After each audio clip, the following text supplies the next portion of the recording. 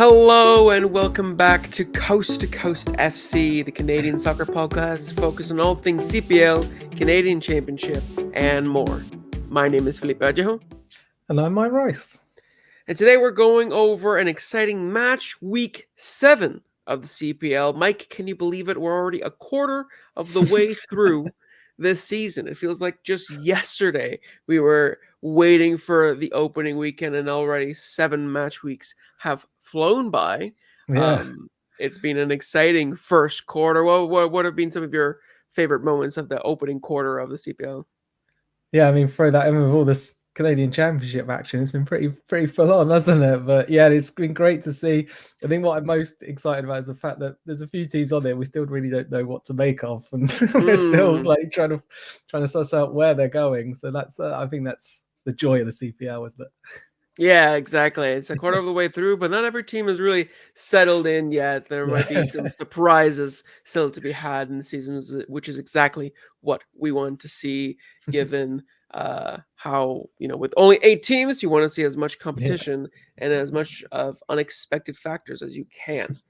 But before we dive into all of the matches from this match week 7 in the CPL, remember to follow us on all of our socials at Coast to Coast FC, as well as finding us on YouTube and Spotify so you can see the visuals that we have prepared for you every single week for every single episode. But let's start off with game number 1. This was the Friday Night Lights game. This was York United against HFX Wanderers. We just about finished the other episode before this game started. The league and the Canadian football is really giving us no breaks. But this was another exciting match. York United won it 2-1, thanks to goals from Austin Ritchie in 20th minute.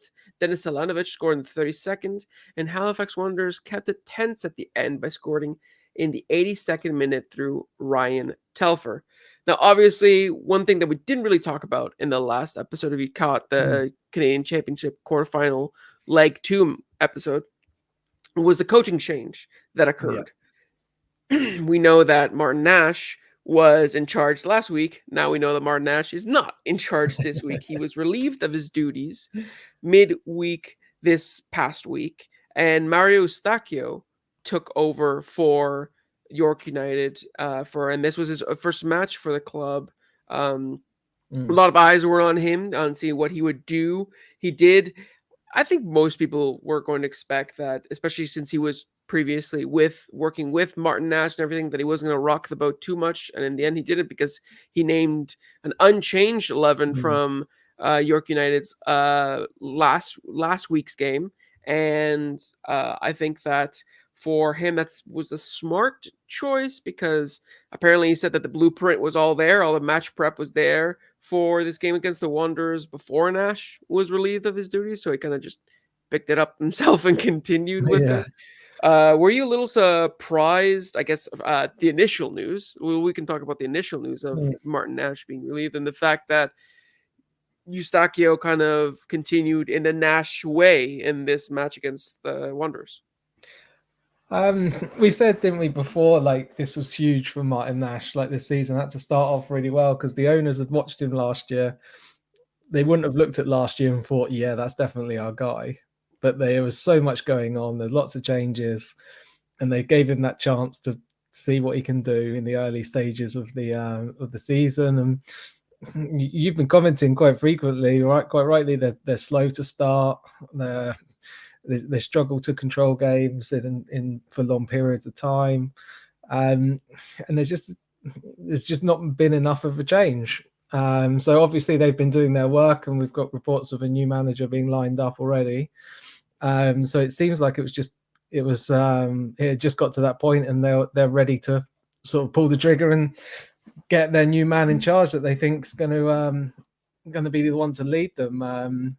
In Benjamin Mora, is what it looks like. So I mean, he's got plenty of experience out in Malaysia.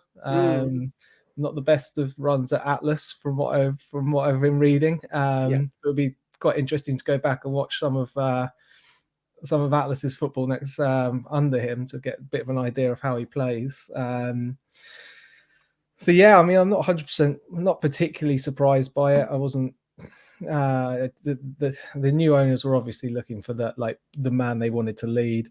And again, Eustachio has been working with Martin Nash. I think if he made so many changes, it would have caused a bit of a.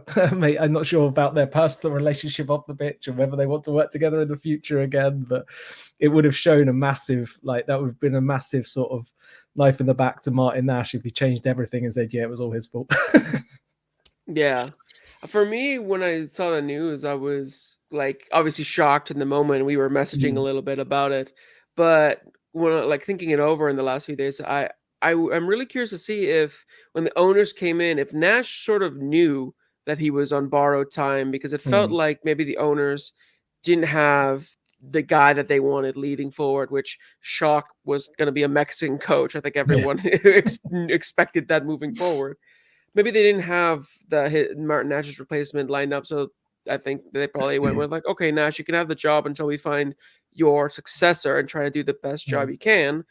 And then when we find him, then you're sort of gone. I don't know if that's exactly what happened. That's what I'm just speculating, but it is very weird that only 6 weeks into the season you make the change and not, before the season started. And it's not like York were doing poorly. I mean, they were on a little bit of a good run at that point in time. So it was a little bit of an odd decision, which makes me feel like, yeah, Nash was sort of the plan was that Nash was only going to sort of start the season, but he wasn't going to, hopefully, in their minds, take a lot of the season under his belt, and there we're going to find their guy. And looks like it is going to be Benjamin Mora, and I've just seen little snippets about his time in Malaysia and his time at Atlas. I don't know exactly what his sort of identity or style of play is. I'm guessing we're going to learn more about that, once the links continue, and if it becomes official and everything, we'll be able to give you more information on that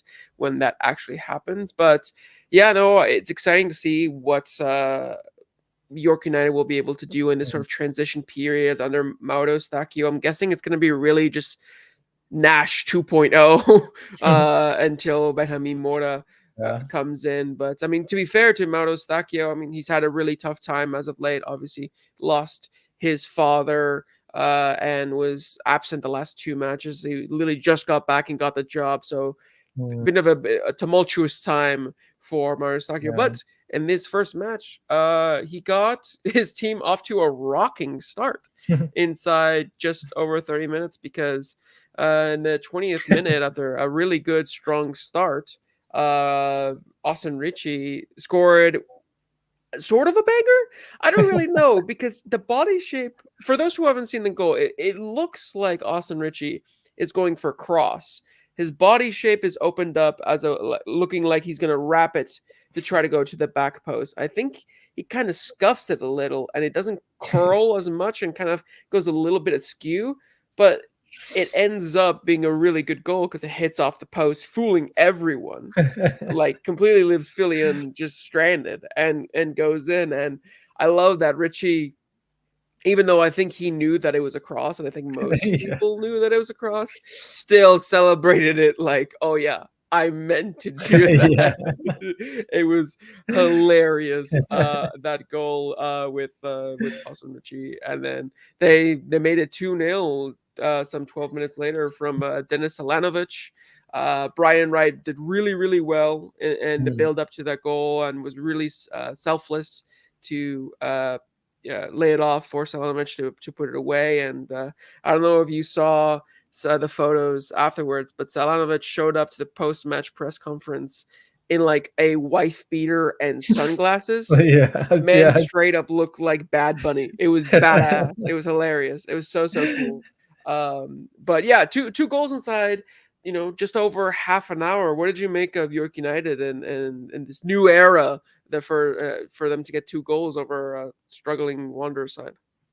Yeah, I think you're right to mention struggling Wanderers side. That's quite a key part. I think of this, but also going back to what we just said about management, like these players know someone new's coming in.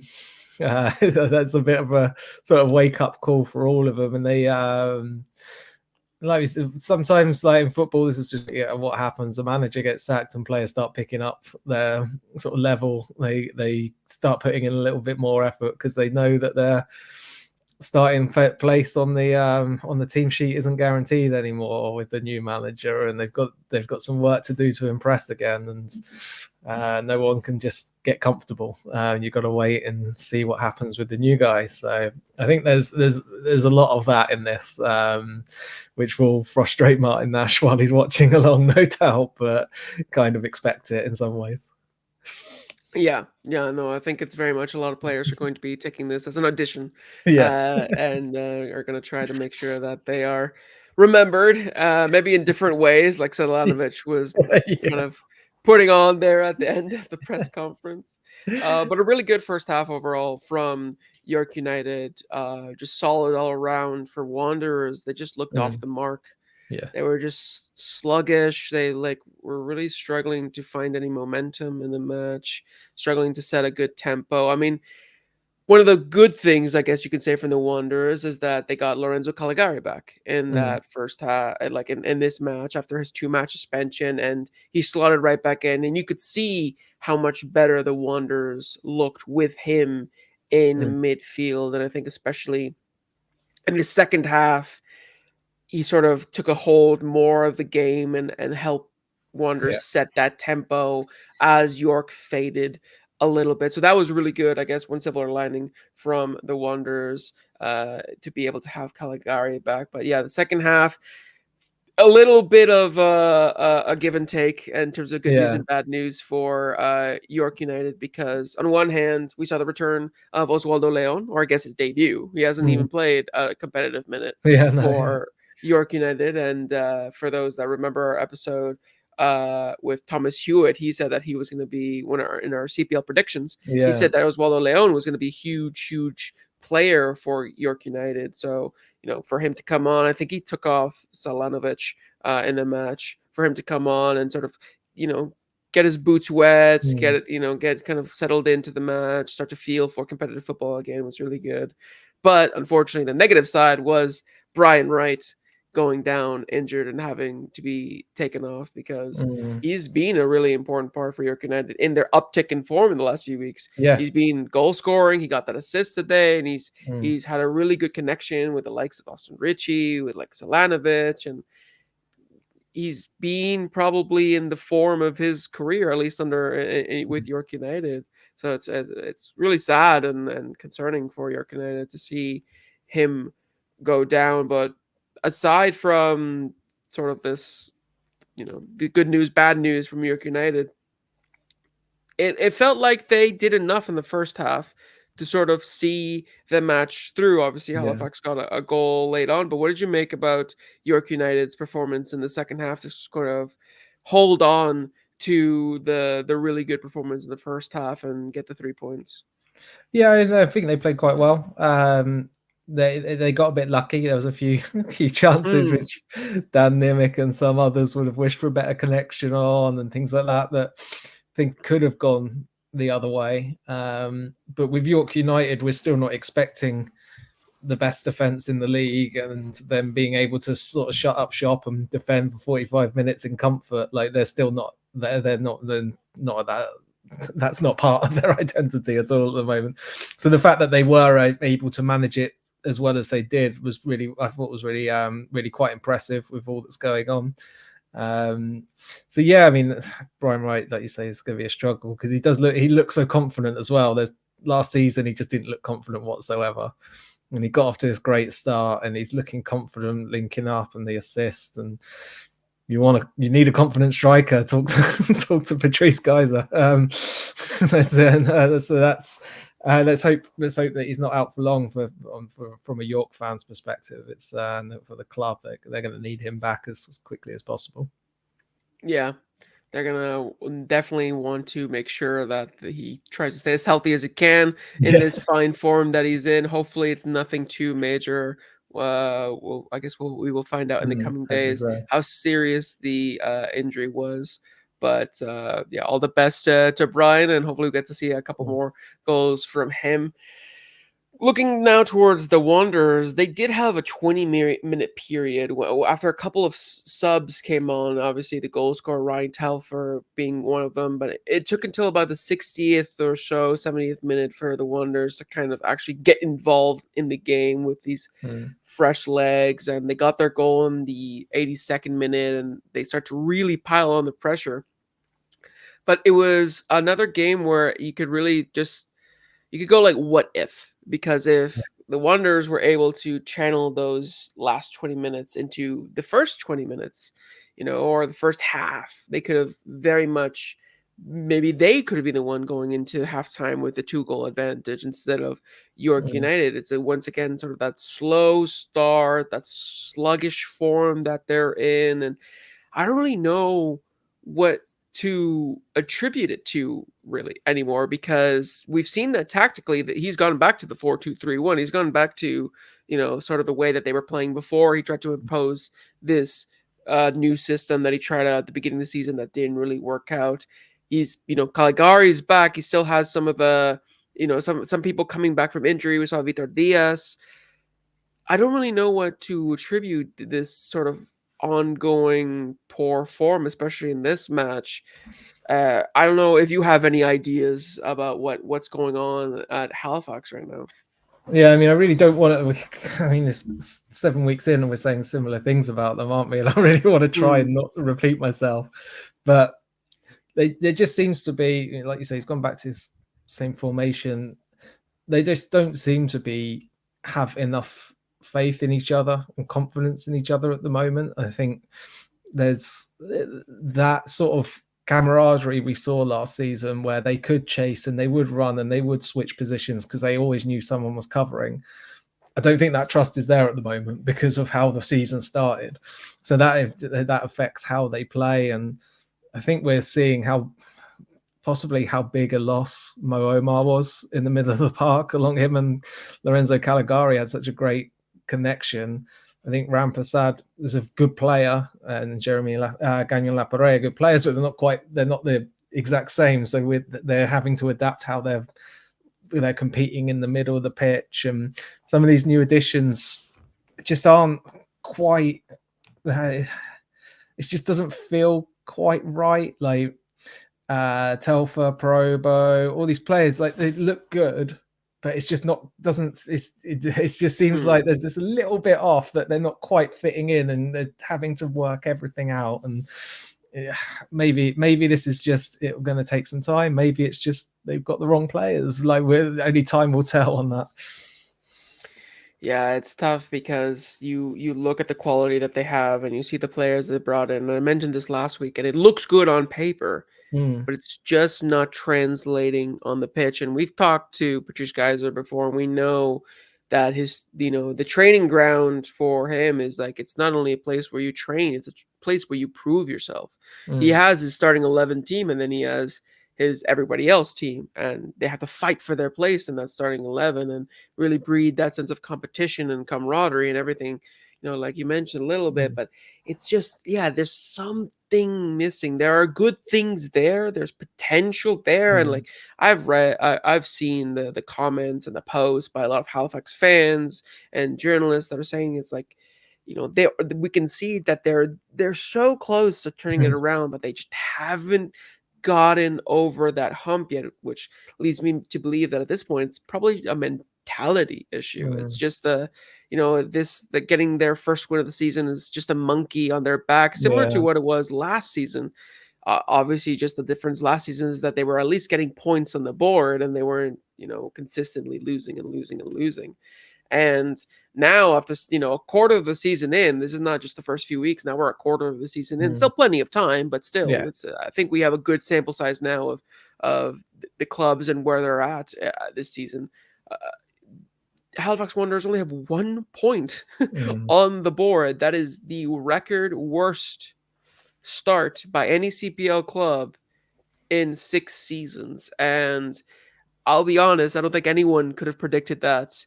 No, we all before didn't, the season started. No, I remember I mentioned, maybe it was a preview episode, that, Geyser might have to deal with the sophomore slump season, Mm. and that was something that might be a thing, and I got a little bit of backlash on that, but, not saying I was right, and I didn't wanna be right, but evidently, there is this sort of sophomore slump, and Mm. it's just, it's a really difficult time for the Wanderers, not just in the CPL, but obviously, I don't know how much of that Saint Laurent loss is still sort of hanging Mm. over the heads of the players to lose to a League One Quebec side on penalties like that, and they just haven't been able to catch a break at any point so far this season. So I don't. Patrice Geyser, I read afterwards, mentioned in the post match to this match that the bad form has been just a lack of concentration and of Mm. commitment from his players. So, like I mentioned earlier, like a mentality issue. How would you think that he will be able to turn this around, and hopefully sooner rather than later, given that, as much as he's fantastic, no coach, is promised any amount of Yeah, time, yeah. especially in the modern world of football.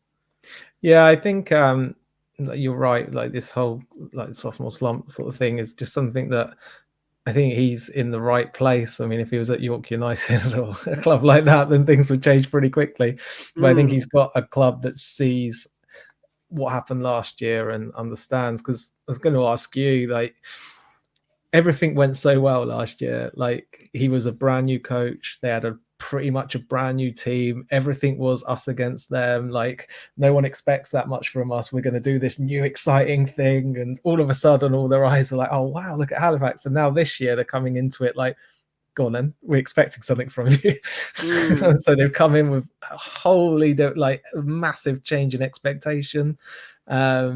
Maybe this is something that they're just having to work through and iron out. Like, I'm not sure. Do you think it's as simple as that? Or Yeah, I don't know. I mean, I'm sure if you would ask Patrice Geyser, what would you have rather have a really, really good first season that surprises everyone, but have a really poor second season, or at least second season so far, Mm, or have it the other way around where you have a worse season when you have lower expectations, yeah. and then you kick on when you have higher expectations in your second season. I don't really know what he would choose, but the saying this goes, progress isn't linear, so Yeah. it's sort of difficult to really tell, but yeah, for Patrice Geyser, it's at a certain point, I gotta think about like sort of damage control a little bit in terms of the players and their mentalities, where sometimes you kind of just need to go back to the basics, back to Mm, the fundamentals, the easier things, just to, I'm not saying for them to just go play 4-4-2, but like,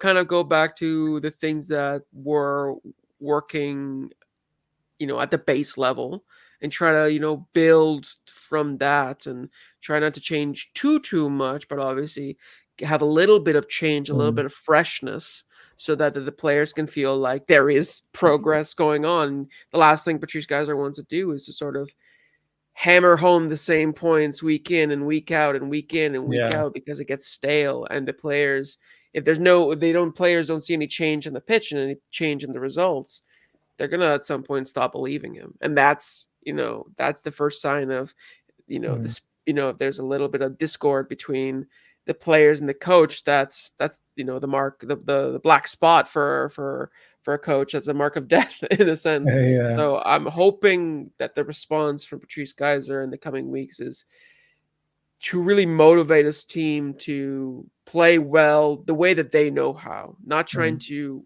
reinvent the wheel, not trying to drastically change, but go back to the things that they know how to do well, just focus on doing those things well again, and trying to grind out some more results. Just get another draw, try to get that first win. Because honestly, I think when they finally get that first win, it's going to just take such a weight off their shoulders. So it's going to be really about the response, not only from the team, but from Patrice himself.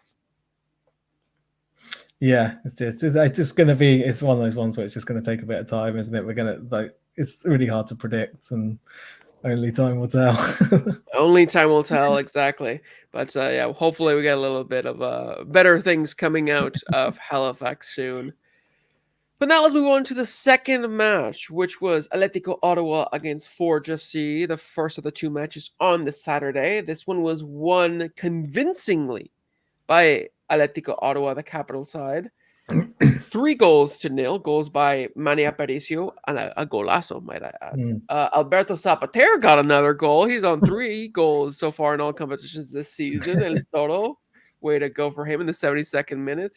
And then Ruben Del Campo, of course, in the 82nd minute, makes it 5 straight games where he scored a CPL record. That man is on fire. But yeah, let's start overall. I mean, the biggest thing coming out of this is just the statement victory, because this was the first time that Ottawa have been able to beat Forge FC in Ottawa. That's something that they've never been able to do since 2020 when they came into the league.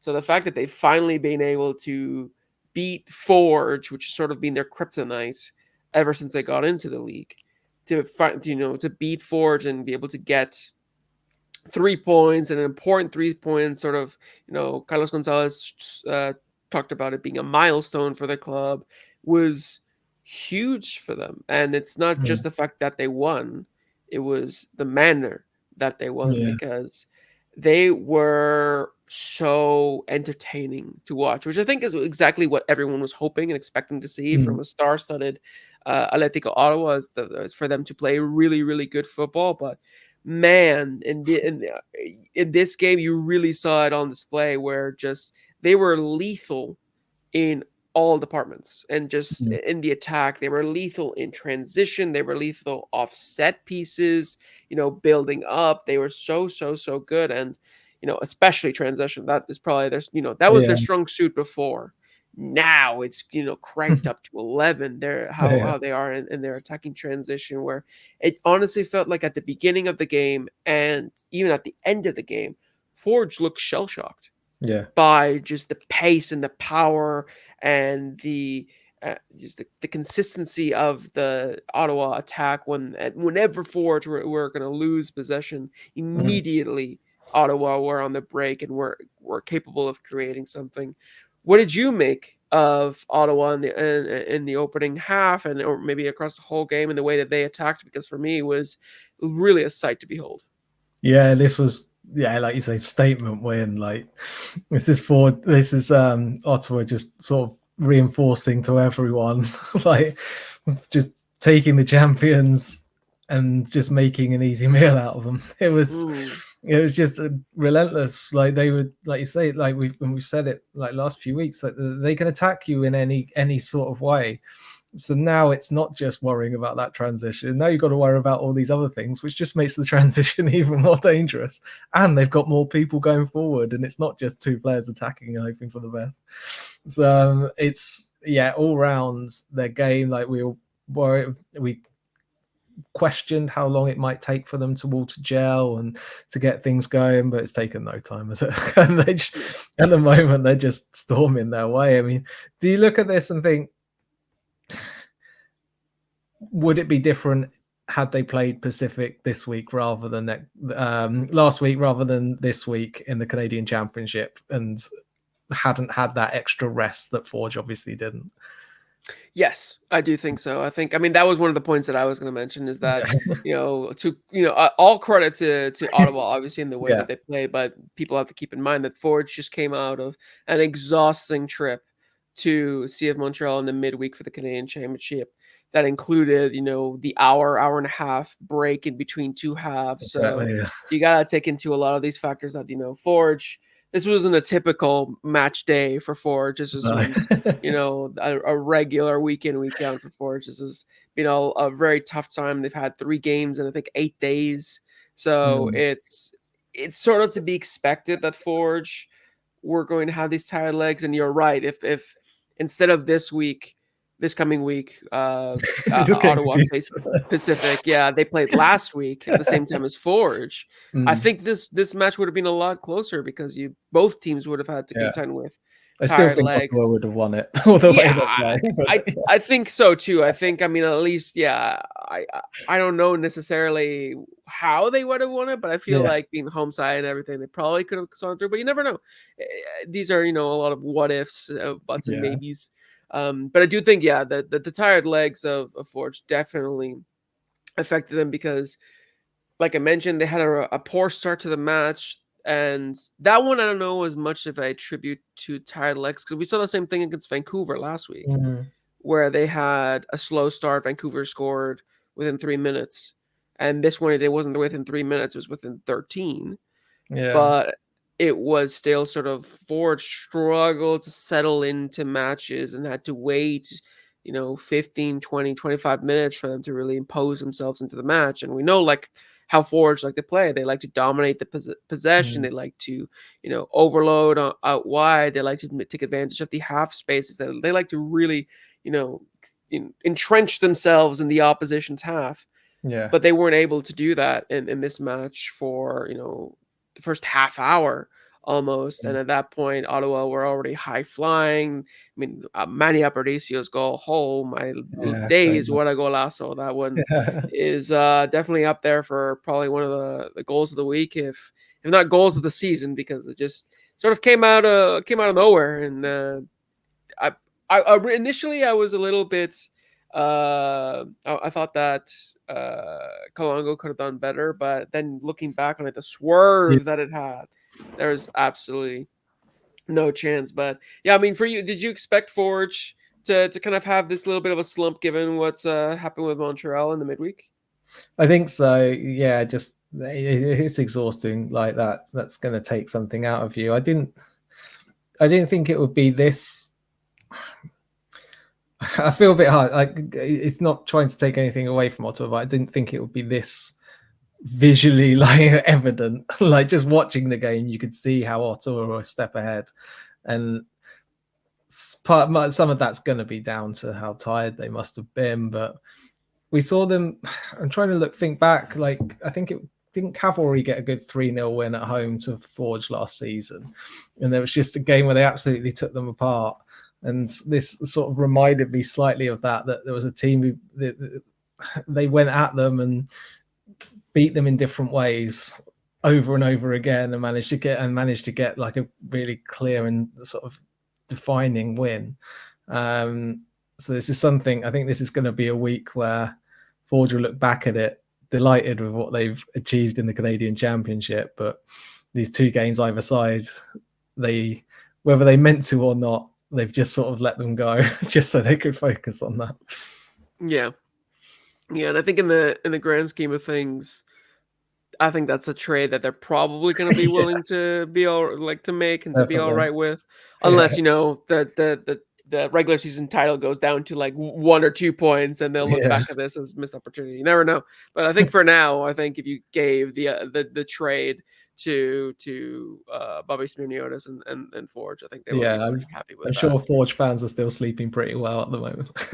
Yeah, no, exactly. And actually will be interesting to see now with Ottawa having the midweek game, how they Mm, perform in their next match. I don't remember off the top of my head who it's against, but whether tired legs will affect them with next week's mm, games.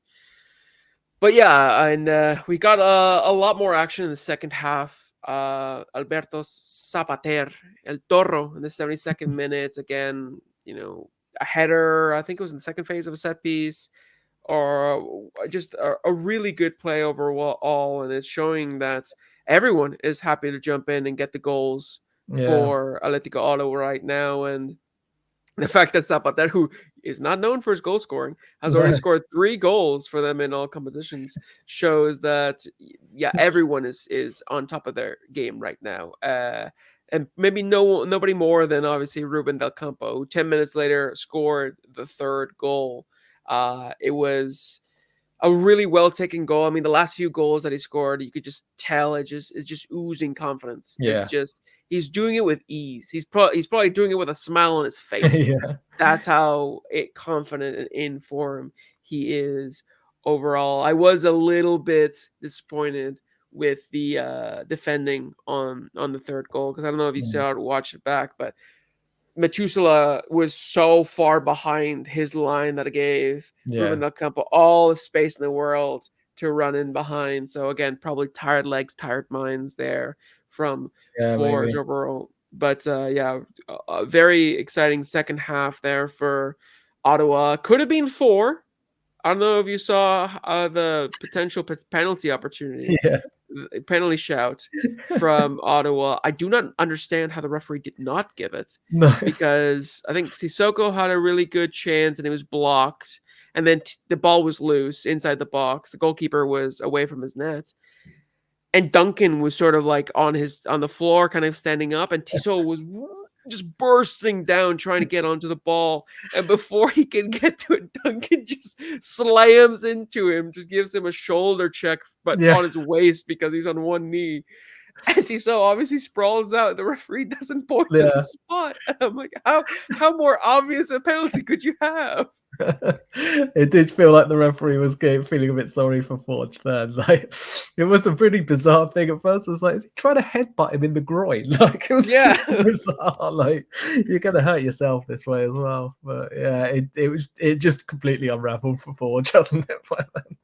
Yeah, no, it was like just yeah, a very, very half-hearted ending for Forge, and they got a little lucky from there. But yeah, Ottawa right now, Yeah. obviously, like we mentioned, context into this result is important, but still 3-0 win over Forge FC is Yeah. massive for them, and they're still the only team that is undefeated in the Mhm. league. They're at the top of the table on 17 points. That's 4 points ahead of second place, which is Vancouver FC, which we'll talk about Yeah. in a little bit. But just really, really just strong games all around. They have a +9 goal difference, 13 goals scored, only Mhm. 4 against. So they're doing really well defensively as well, which is something that we had a little bit of concerns about. So I think the biggest thing for me is that Ottawa have quickly, and we mentioned, I think quicker than anyone was expecting, Mm. quickly found a really nice balance Yeah. in this team, defensively and offensively. And you have, and like even in the midfield, like Manny Aparicio, not only did he get the goal, but he was everywhere for Ottawa Mm. in this game. He was that like engine that Pacific we saw with him when he was at Pacific. Yeah. At Pacific, where we're sort of hesitant to lose in that because Mm. of how much he did for for Pacific in that role, and how much he's doing it for Ottawa now. And it's just everywhere from the defense to the midfield to the attack. It feels like everyone understands their role. Everyone understands what they have to do in situations, and they know when to go and score and to punish and be lethal. They know when to sit back and sort of defend as a unit and be compact and everything. And it's just everything is being really, really well executed right now, which is fantastic to see from a neutral point of view. The big question that I have, and I will pose it to you, is what or who is going to stop them? Because it Hmm. might not be necessarily a team. I think that if they start to suffer some injury setbacks, Yeah, that's there's where we're going to see mm. really what the resolve and the depth of this Ottawa side, because everyone is healthy right now, to my knowledge, and like at least all of the star players, everyone who's starting, and Mm. like obviously Jonathan Grant got injured before the season started, but aside from that, everyone who's been performing, everyone who's been important so far is healthy and fit. I wonder if injuries start to become more of an issue for Ottawa, that will be what stops them. I don't know if you have a different idea of like what or who can stop this Ottawa freight train right now. Yeah, it's gonna take a lot, isn't it? And they've like you say, they've got themselves gelled quickly. They quickly worked out what to do with Ollie Bassett. Because that first game, he looked like when he was played out wide, it was like he just couldn't get in the game. They quickly organized everything. Ruben Del Campo's doing a little less, where he's not trying quite so hard to try and do a little bit of everything and prove himself, and he's just being a striker and doing his job, and he's on form. And they've got replacements there, but I think it's like you say. I think if the injuries start occurring towards in that defense, then there's a chance to try and like the teams can maybe get at them. If you lose a Didic, if you lose Brienne, like the pace that he can bring, Tordek on the other side as well. Like if some of those players start to go, but I still you just still look at this team and think there's just too much quality. They're always going to be scoring goals, and you've got to outscore them. Like, if no matter how Pacific had their best defense, like again and before the injuries, and they kept Ottawa down to a goal. Vancouver kept them down to a goal away from home as well. You've got to really, really make them work and hope that they're on a maybe get a good cup run and they're quite tired when they come and visit you, because going to the capital looks like it's going to be it's going to be hard work for everyone.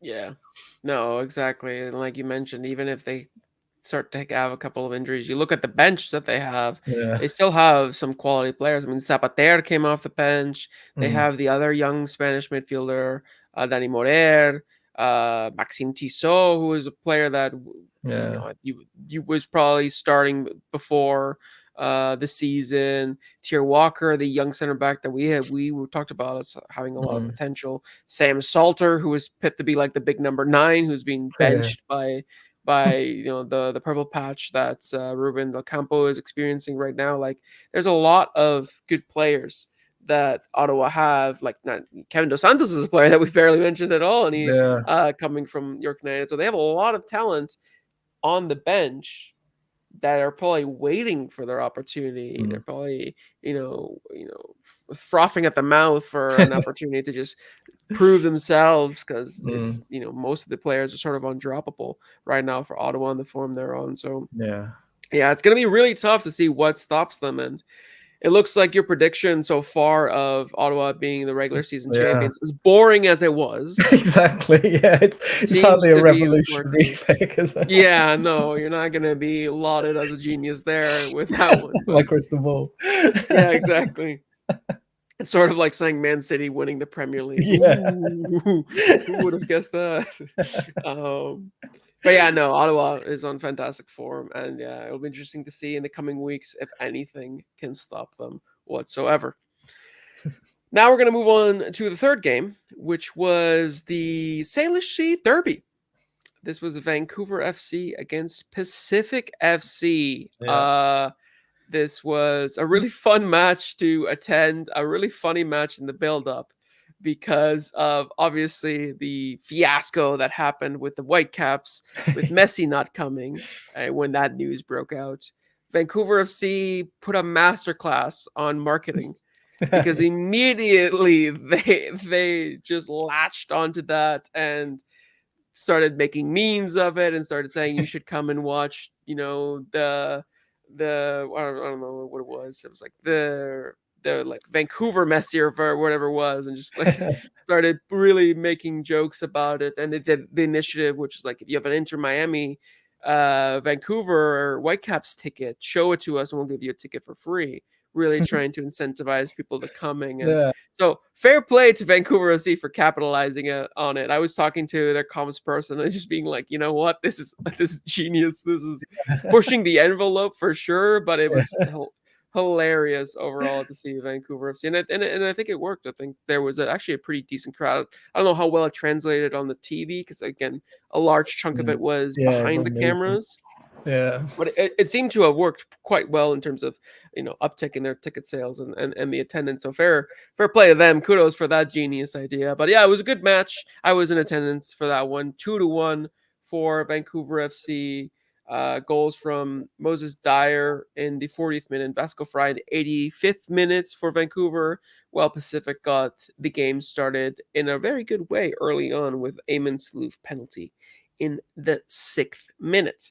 But for all the hype going into the match, it was a little bit of a slow start overall in the first half. Both sides really struggled to sort of break each other down. It was a lot of battles in the midfield, some loose passes. It wasn't the most exciting of opening halves, but there was one crucial moment at the beginning and one more crucial moment towards the end. The one at the beginning was obviously the penalty for Eamon Slouf.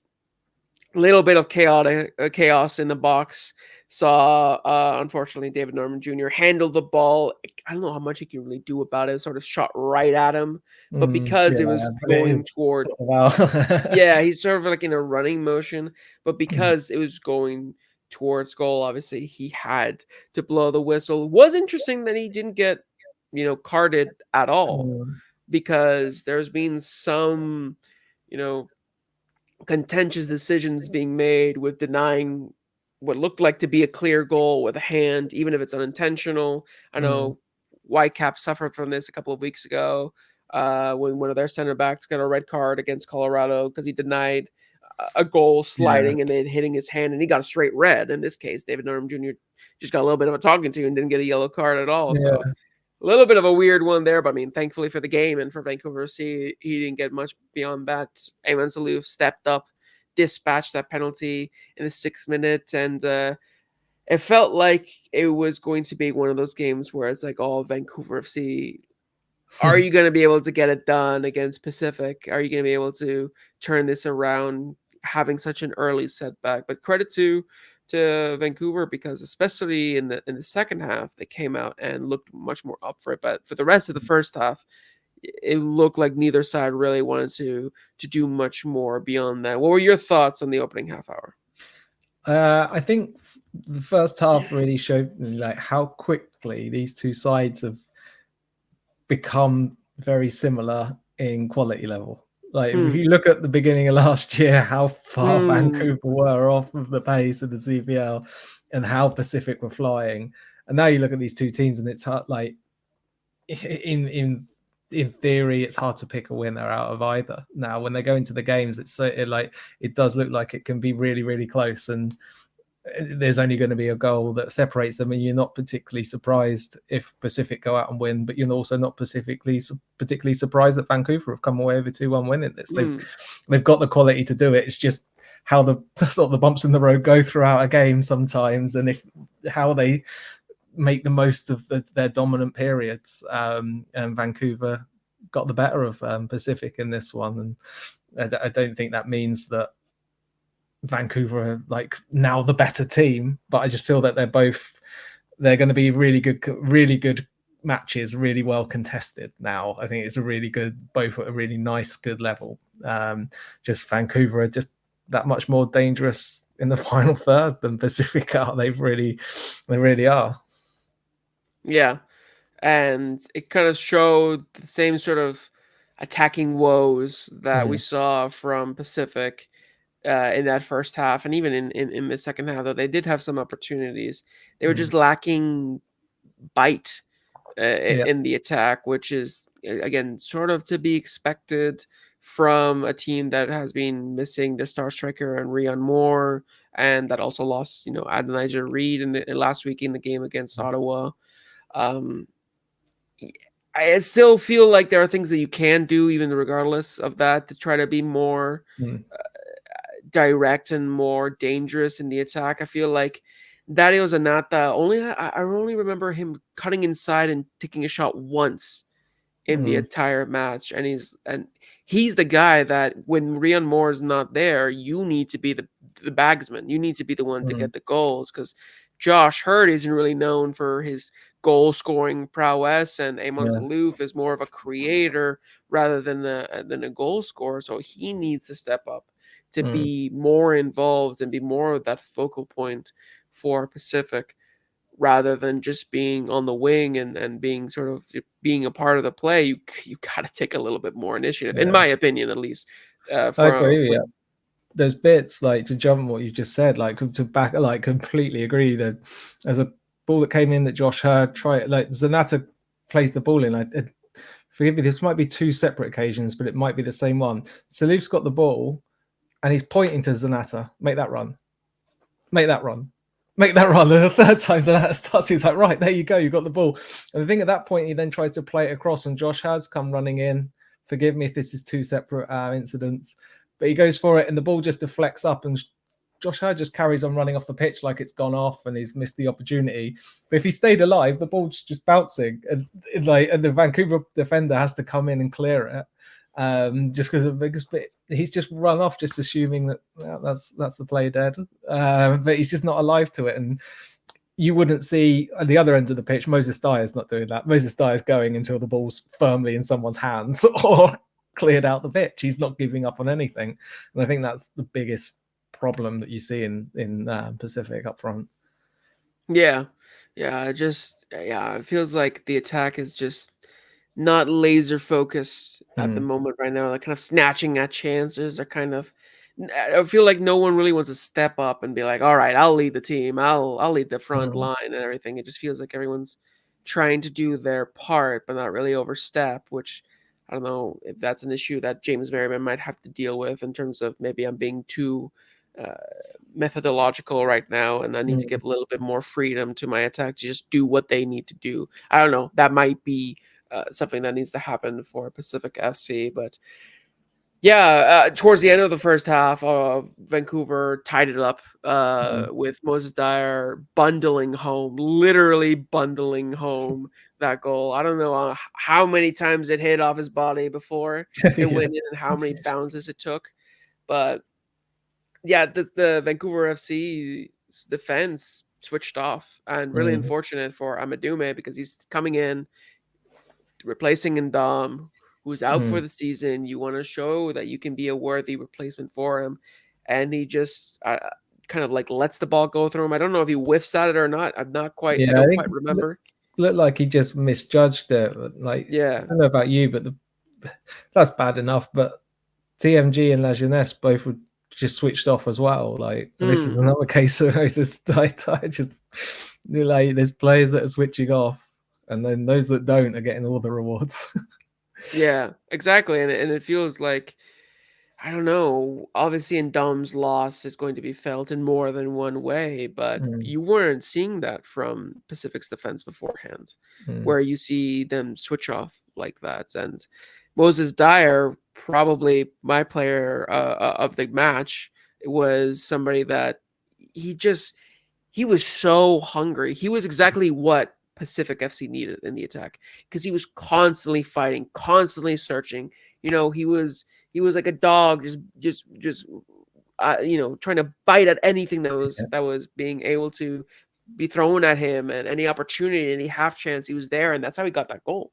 And he was so physical. He worked so hard. He got into little tussles with some of the Pacific players. There's a really funny moment where I forget what player exactly he like shouldered off the pitch, but then he did like a scream towards him that reminded me of like obviously him being Kiwi, of like a haka cry, where like the tongue and everything, and it was just hilarious. But it also shows that like he was up for it. He was hungry, and that's exactly what you need out of a striker. You need a striker that you need to be in that mindset to be able to take a half chance and turn it into a goal.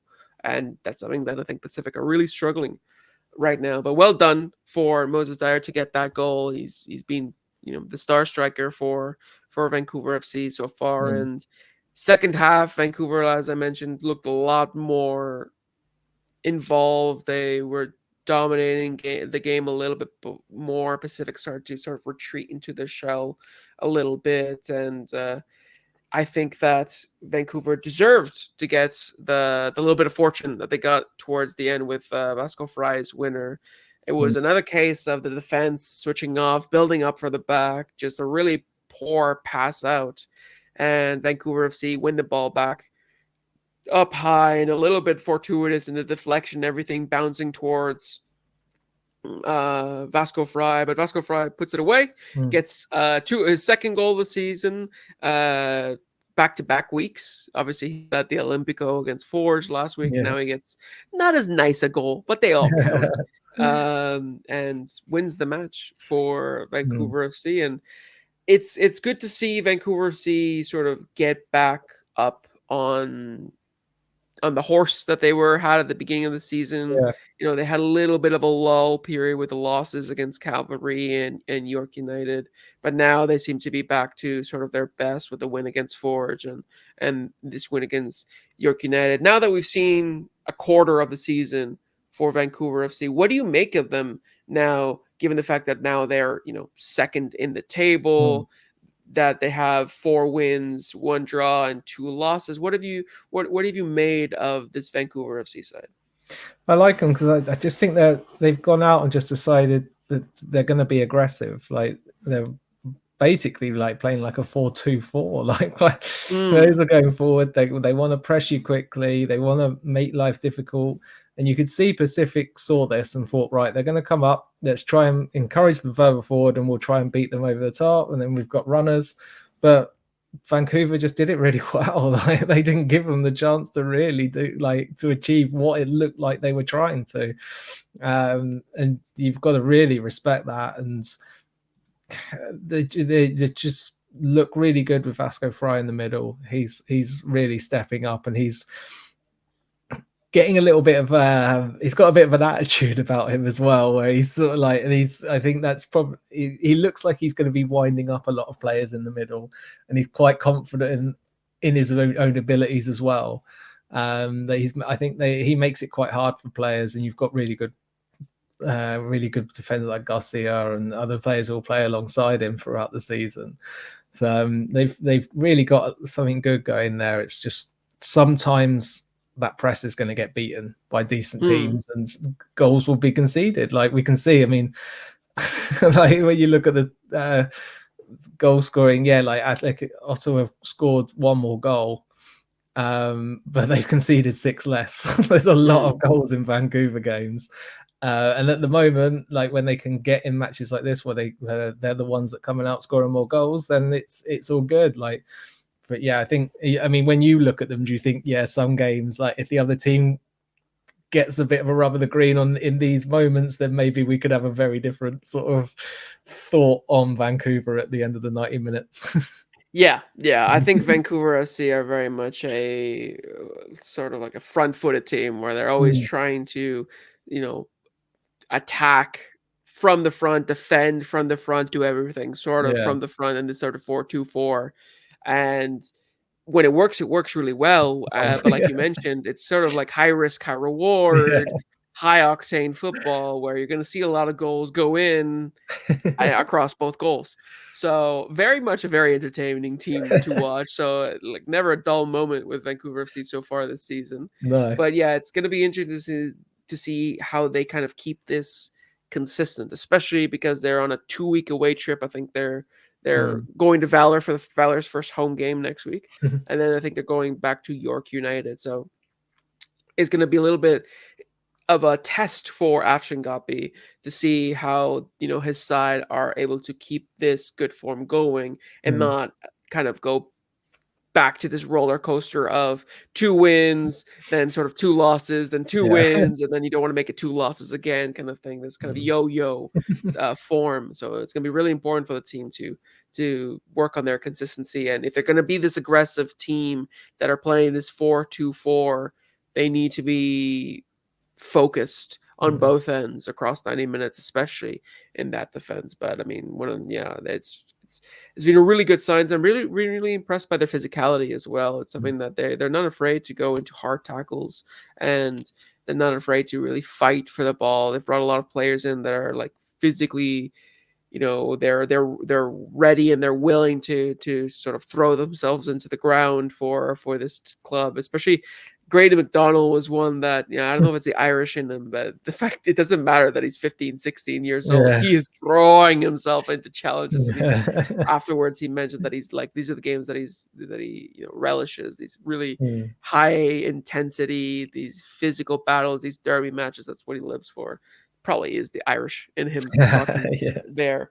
But Vancouver FC, hopefully they continue to impress. But for Pacific, obviously it's a tough time for them right now because they have to deal with the absence of Endom, which is, if you couldn't tell how much of an impact it had on them, if you see the team photo, which is pictured right now, they have a jersey of Endom out. And when Saluf scored that penalty, he took the shirt with Endom and showed it to the camera as well. So obviously heartbreaking for Endom and for Pacific to lose such a great player for the rest of the season. And the impact for them is both on and off the pitch.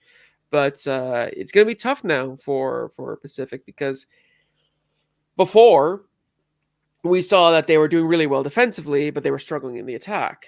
Now without Ndum, it's going to take a little bit of time for them to readjust, to try to be able to find that defensive solidity, if they're able to do it again at that level. We don't know, but at least try to get a little bit more consistent there. Now James Merriman has to deal with issues on both sides of the pitch. We're still not getting goals. We're still not scoring a lot of goals.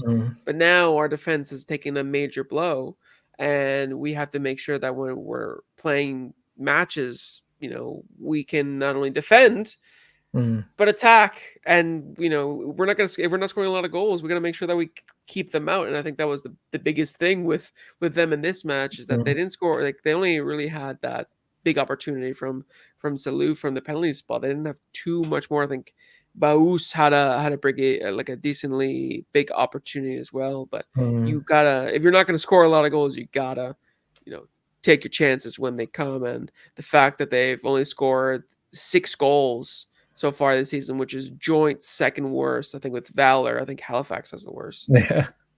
You need to make sure that you can keep them out, so that when you score that one, you can just grind it out.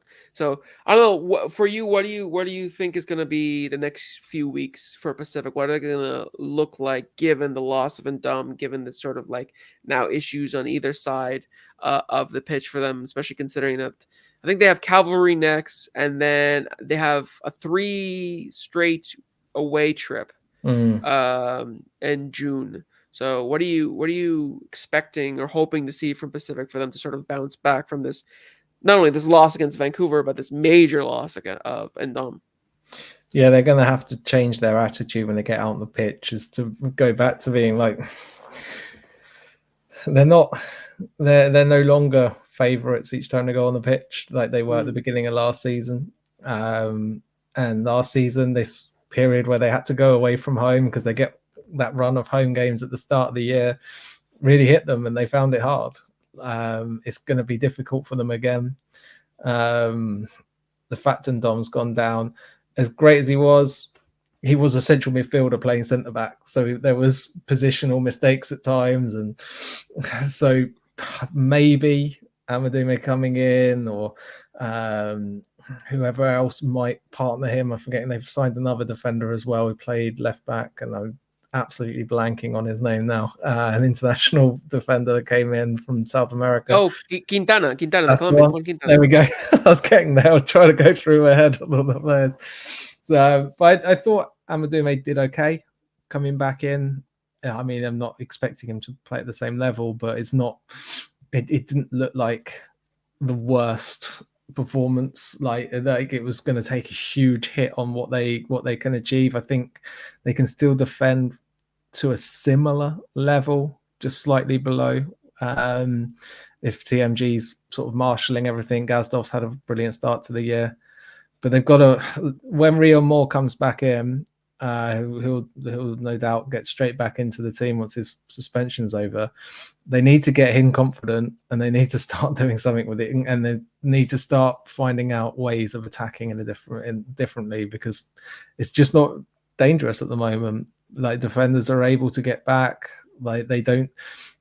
Salouf just organising a player to make him make a run. It just looks like the players aren't confident enough to make these movements and do these actions. They're just going through motions, and yeah, that's the biggest thing that needs to change. It's got to be making actions for definitively going, I'm going to get here, and this is what's going to get me the goal. Not, should I run? Should I make this? I'll go here and we'll see what happens. Yeah, they need to be a lot more decisive in the attack. I agree. And I think, and I don't know if you noticed, but Salouf was having a very weird role in the attack in this match, where there's a lot more centrally. He was dropping. At one point, he basically dropped to the defensive line to pick up the ball. So he was giving a lot more, creative freedom to kind of be that link-up play. But if that's the case, then you need somebody that's more, direct in the attack, because if you don't have Rion Moore there, then one of Zanata or Hurd needs to be that. And when Rion Moore does come back, it's like, okay, now we have that focal point in the attack, but how are we going to support him? you need wingers to be able to be up there, because if not, it's going to be a 1v2, 1v3 in the different situations. You need Real Mort to have some support. And for, the back line, I did have sort of like an idea of what they could do. I understand that the reason why they play Eric Lajeunesse at left back is because Kunle Dadaluke is always running down that right wing. Basically, he's a right winger, not really a right back. And so you have the three sort of center backs that kind of tuck in and become a back three when Dadaluke rushes down that right side.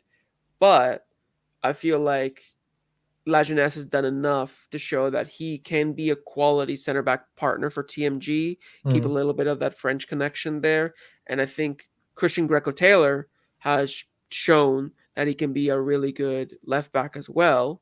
And maybe have him start games, and you lose that kind of idea of having a solid back three of, when in possession of players that can be center backs. Christian Greco-Taylor can't really be the big center back, but I feel like that might balance things a little bit more, and the defense might shore things up, even if it does take a little bit of a toll in the attack. But I don't know. That's going to be one of the biggest things for James Merriman, is how is he going to adjust with the loss of Ali and Dum in the future, especially since he wants to keep pace with the teams up at the top. So he needs to find that balance in the attack and in the defense. Yeah, it's going to be interesting, because they're a very ambitious club. They want to be at the top. They know that they haven't got the budget to just go out and buy players like Ottawa had, but they very much see themselves as challengers. And it's going to take some work. He's got a lot to do, because I know they have their system, they have their way they like to play, and we know what James Merriman's usually going to send his team out to do. But he's got to start being a little bit more creative, I think. Yeah, definitely. But we'll see what turns out with Pacific in the coming weeks, especially starting with the Canadian Championship match against Atletico Ottawa. That's going to be a big one. So tune into that one if you're able to in the midweek. But now we're going to move on to our fourth and final match, which was between Cavalry FC and Valour FC. That one was the only draw of the night, as they tied 1-1. Goals from Fraser Aird and Juan Paulo Sanchez, another golazo. 10 minutes apart. Sanchez is in the 31st, not even 10 minutes, less than 10 minutes apart. Sanchez in the 31st and Fraser Aird in the 39th. All the action happened in the first half. But it was an interesting one, match overall, because it felt like Valour were the better side in They were on the these. run. They were on they were flying in the first half. I mean, let's be honest, the first 30 minutes were a little bit of a snore fest. The first 30 minutes, barely anything happened. Really. It was, you could say Valour were, nullifying Cavalry's attack. Yeah, but it was a little bit of a snooze fest in the first half hour. But then, Juan Paulo Sanchez decided to take it all himself and score a banger of a goal for his first goal for the club.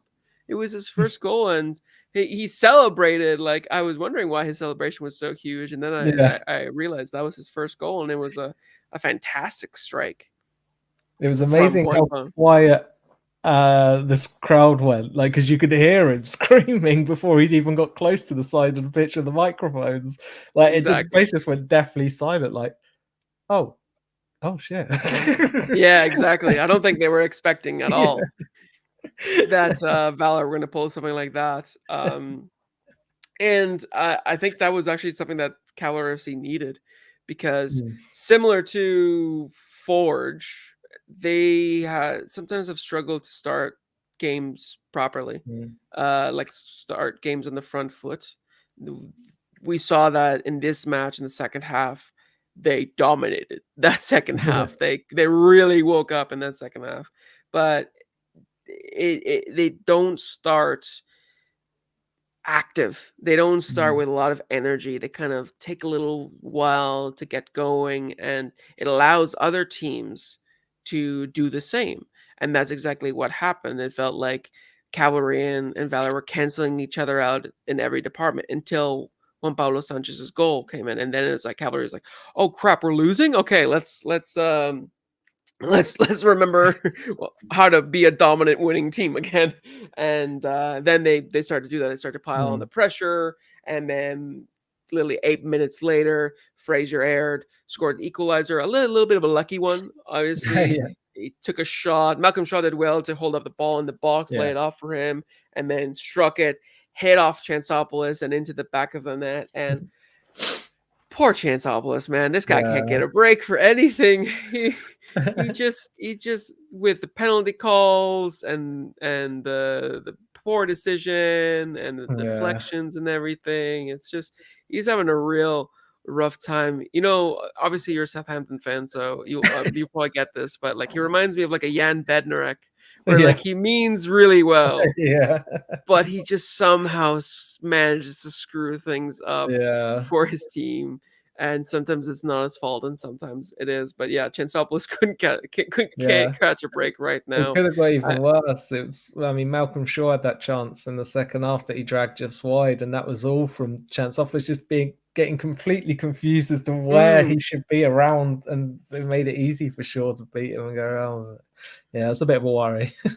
Yeah, exactly. He's got to watch out because he might be losing his place soon if he continues in that form. But yeah, first half ended 1-1, and I think a little bit harsh on Valour, you could say, to concede that goal. But I mean, that's when you have Cavalry coming in and like Forge coming in tired. Obviously with a midweek game against Vancouver Whitecaps, not the longest trip to go from Calgary to Vancouver, but nevertheless, like they played a really, really good game against the Whitecaps, and you could say it was sort of expected that they wouldn't start the match off well, and then second half started, and it was pretty much 90% Cavalry in that match. It was just them time after time after time, just dominating the ball, dominating possession, trying to carve out chances. The biggest thing is that they've been lacking a sort of killer instinct in the last few weeks. It was something that was apparent in the match against the Whitecaps, where it was again a fortunate goal, an own goal from Ranko Veselinovic, and then they weren't able to really score a goal afterwards or create too many dangerous chances. And in this one, they did create chances. I mean, Callum Montgomery had a chance, like you mentioned. Malcolm Shaw had a really good chance. Dan Klump and Tobias Warchowski had two amazing opportunities to score off headers, and they both sort of shanked their opportunities. So they definitely had the opportunities to score the winner or even score more than just one goal, but they were just lacking a little bit of that decisiveness in the attack. And I don't know if it has to do with this, but I just don't like seeing Tobias Warchowski start at right wing. That was the only change that Tommy Wilden Jr. made from the match against the Whitecaps, and it's, for me, with a big German guy like him, he's got to be the striker. He's got to be the number 9. I understand that he's probably a better player than Malcolm Shaw is if you put him on the wing, and if you want to try and include both, then you kind of have to do that. But I would prefer if you just try to go for a 2-striker system at that point. Maybe take a little page out of Afshin Gappi, and I know it's not the trend, it's not the fad right now to have really 2 strikers, but I feel like if you have players like that have different sort of profiles that can do different jobs, maybe it's a good idea to have both of them involved. But yeah, I don't know, for you, did you see that? Just that obviously you were probably quite nervous in the second half, just clenching your cheeks there to make sure that Valour wouldn't concede a goal. But did you see that Cavalry were sort of just lacking a little bit of that extra quality in the attack? Yeah, it did seem they just didn't quite have the eye for goal, and the chances just weren't falling exactly right. The headers, they're getting underneath them, a couple of good saves. I mean, there's there's good goalkeeping, and then there's just quite erratic goalkeeping. And Viscosi just seems like I cannot stop watching him, because that chance that Schmidt Shom has, where his ball comes over the top. I don't know where Viscosi's going at first, and then all of a sudden he's in the right place, and he's leaping in some bizarre way. He still manages to block it. And, He looked like a cat, like how cats jump. That looked like Viscosi. He just kind of pounced on the ball. And his movements, they do not fill me with confidence at all. But somehow he sometimes manages to make some really good saves and does some things. He's quite good fun. Especially with his little slip that he had too. Exactly. Just was gave that gift to the foot soldiers to make fun of him for.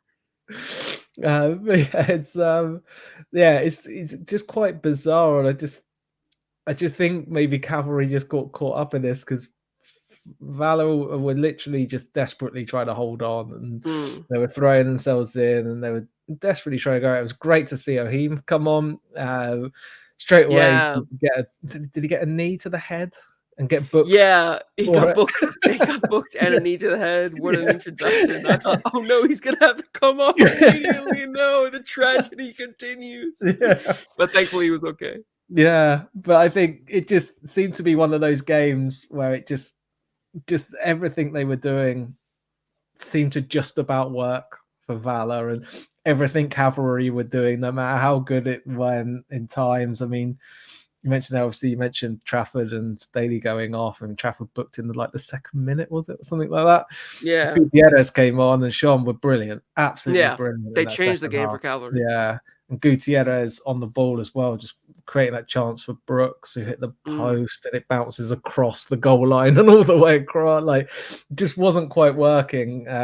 Every good bit of football they did, something just took it away from them, and it just seemed like it was destined to end up in a draw.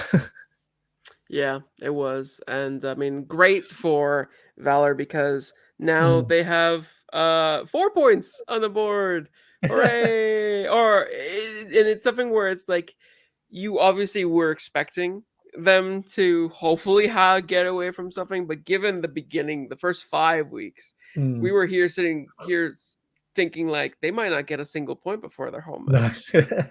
But the fact that they have 4, and they've got a win and a draw, they got a little bit of momentum going into their first home match against Vancouver FC, which is, obviously huge for the team, and especially for Phil Dos Santos to be able to finally have something to show for his team's efforts. And we knew going into it that it's going to take a while for his team to integrate because of the long away trip, but we're finally starting to see this team actually, make some good plays, have some good link up, be more defensively organized. They obviously don't look like amazing, but they are showing solidity in the team as a unit, defending as a unit, and they're showing a little bit more decisiveness. I love using that word, decisiveness in the final third, where they're not hesitating as much. They're being a lot more intentional in the way that they like to play, and it's not just Antonoglu trying his best to just put really good balls into the box. Now it feels like they're trying different ways to be able to build up and to attack, which is really good to see from Valour, because it was looking for a little while there, like who knows when they're going to get the first point of the season, because it looks so off the pace from everybody else. But great for them, and obviously great for Rafael Ohim to come back. I think he only played 2 matches in the last 2 years because of long-term injuries. So it's fantastic for him to be able to come in. He was given the captain's armband. And so for him to be able to come back and be able and be present for the team, and I'm sure he will probably start or feature in that home match, and that's going to be a great moment for Valour fans and for him to be able to come back home and play. But really, really good for Valour to hold on to that, and I think 4 points going into the home match will do really well. Do you have high expectations now for Valour in their home opener against Vancouver next week? Flying unstoppable like Ottawa. No, I really hope that there's the club are doing something, even just giving away tickets so that there's a crowd for this home opener, because it's going to be so disappointing for them to come back and there's just a few hundred people in this massive stadium. Yeah. And so hopefully something's done to try and at least welcome them back and trying to get the city behind them, and getting 4 points out of 2 games leading into it. Hopefully, has stirred up a bit of interest from people who are maybe on the fence, and can be quite a big spectacle. As much as a big spectacle can be with Valour fans. Yeah. Don't get your hopes up for a sellout crowd there, but hopefully it's some. Hopefully they get some. Just get some, like, just get at least 1,000. Like, just try and do that. Yeah. 1,500 would be great. 1,500 is a great start there, but we shall see. But yeah, great for Valour. And then Cavalry. It's a weird one because Cavalry, they haven't played badly, but yet even still, the fact that they haven't played badly, they're in 6th. They only have 1 win in 7 games. They have 5 draws and 1 loss. It's literally the start of last season all over again, which again kind of goes to show that you shouldn't have alarm bells ringing, because they showed last year that they can quickly turn this around and go on and storm the league. So it's not all doom and gloom, but it's just a weird one because their position in the table, it doesn't really reflect the quality and the ability that this team has. They're just missing the little extra, and it's no doubt that it'll probably come at some point. But for you, what do you think the little bit extra is for them to kind of start to get the wins and start to get the ball rolling and climb back up the table? Yeah, I'm not sure. It's a funny one. I think just some new players coming in, just getting themselves a little bit more settled and just organizing themselves as a group. But because I do think they're creating, I mean, this is only from memory, this is not from looking back over the stats, but they seem to be creating more chances than I remember them creating last year. It's just they're not being particularly clinical with them. And I think they're just trying to get themselves settled, working out what to do, how to get Wachowski and Shaw working on the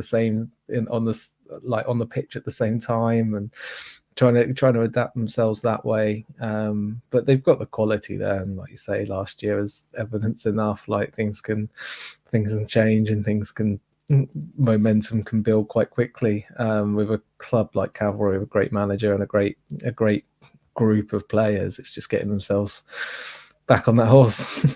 Yeah, exactly. And for me, I think it's going to be a mentality thing, because I remember after the Whitecaps game, I asked Tommy, it's like, how can you translate this to the league, and what is it about the competition that brings the best out of your team? And it's literally just the mentality. It's just the mentality. It's that they, for the game against the Whitecaps, they were all there for it. They were all sort of focused, and they were up for the game, and they really wanted to upset the Whitecaps, and they did that. They just didn't go through on away goals.